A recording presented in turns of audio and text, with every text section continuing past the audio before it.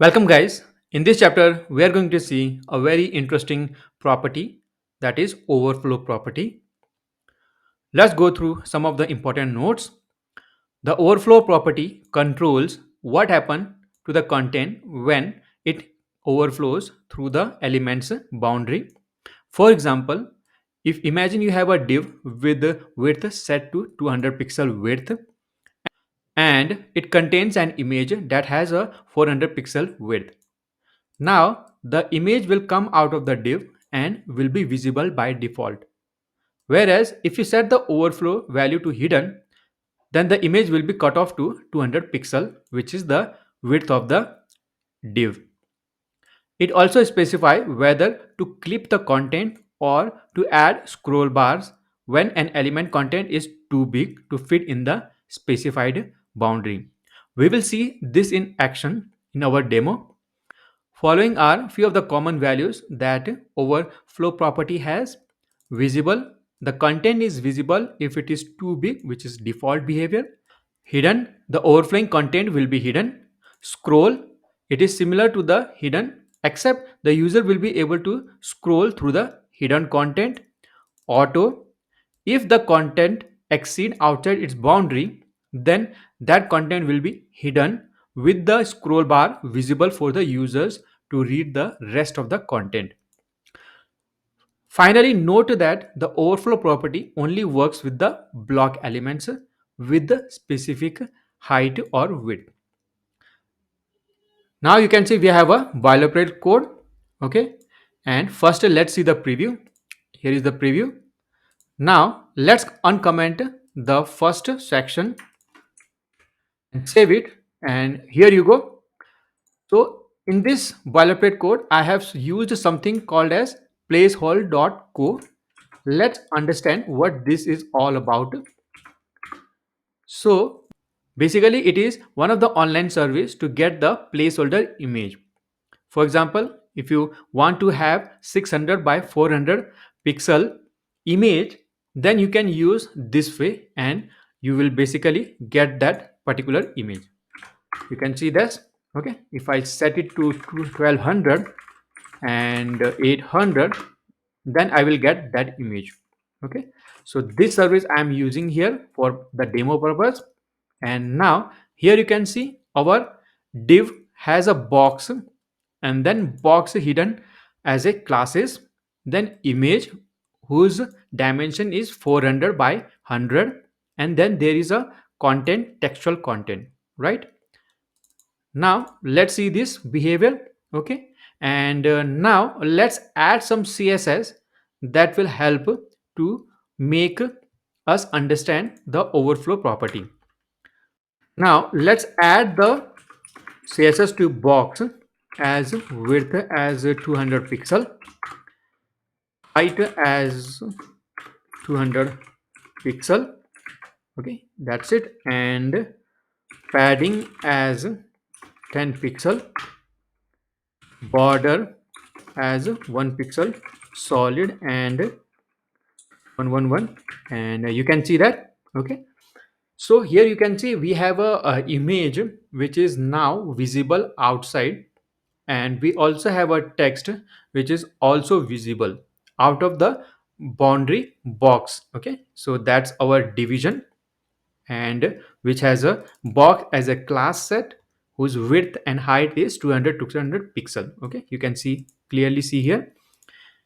Now so let's add this box hidden class and see what happened to the behavior and make it hidden. And now let's see, let me save, and here we go. Both the content, that is image and text, which was overflowing are now hidden.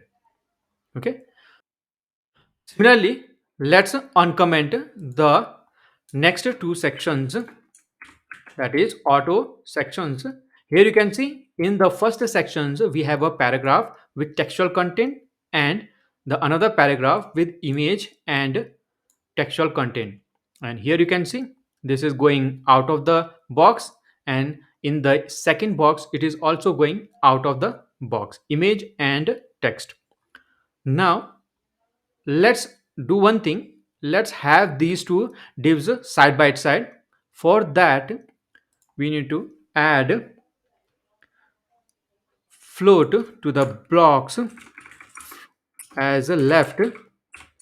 Okay, and now we need to clear the h2. Okay, you can see the h2 is coming after every box.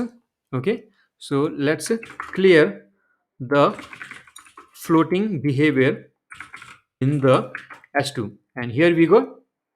Now let me give the padding as 20 pixel, and here we go.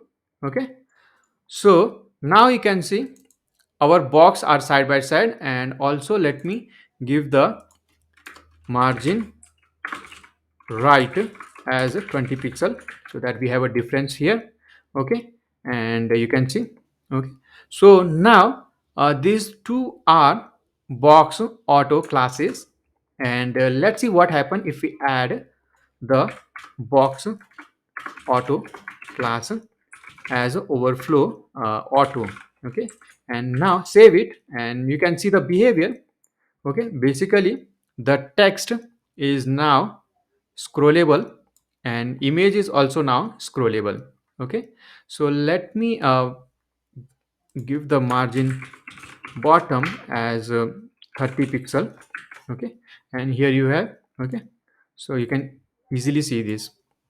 Now let's uncomment the scroll sections. Okay, we have a two scroll sections. Save it, and now you can see the scroll sections. Okay, we have a box, and same thing, the textual content is going out of the box boundary, and image and text is going out of the boundary.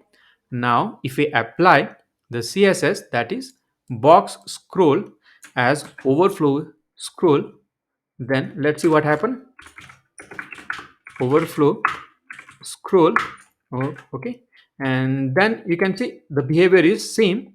However, in Overflow Auto, the scroll bar are only available if it is needed. Here you can see we don't have the horizontal scroll bar here.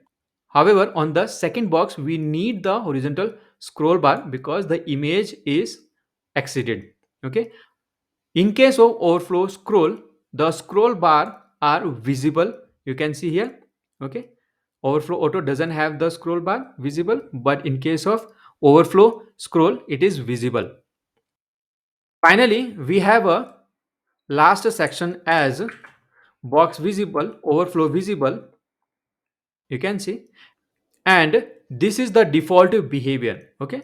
So if we just add css overflow visible to it. Okay, so that's a default behavior. Okay, that is going to happen if the content is going outside of its boundary. To summarize, when we specify overflow hidden, then the content are hidden from the specified boundary. For overflow auto, the scroll bars are added and the content are scrollable horizontally or vertically. Same with the overflow scroll, and during the visible, it's a default behavior, that is the content are going to visible. I hope that you understood this overflow concept and you will use this in your web designing. Thank you for watching. See you in the next chapter.